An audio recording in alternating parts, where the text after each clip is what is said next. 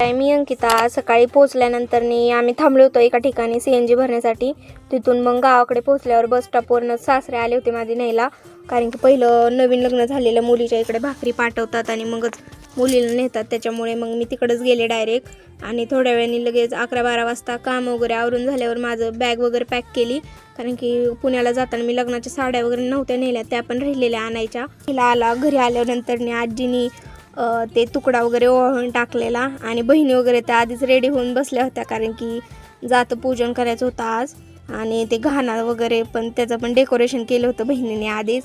आल्यावरती आम्ही सगळ्यांनी विडे वगैरे घेतले, उखाणे वगैरे घेतले. त्यानंतरनी ते जातं वगैरे फिरवायचं होतं, त्याच्यामुळे ते पण करून घेतलं. मावशा वगैरे माझ्या तिथंच होत्या, सगळ्यांनी डेकोरेशन केलं होतं मस्त. जेवण वगैरे करून गोंधळ चालू होता, कारण की डान्स वगैरे करायचा होता. आणि आज मेहंद्या वगैरे काढल्या लहान मुलांच्या हातावर, आणि शिदोरी वगैरे पण बनवायची होती, कारण की दुसऱ्या दिवशी एंगेजमेंट होती.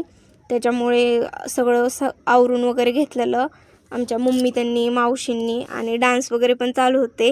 आजसाठी इतकंच. लग्नाचे नवीन ब्लॉग उद्या. Bye bye.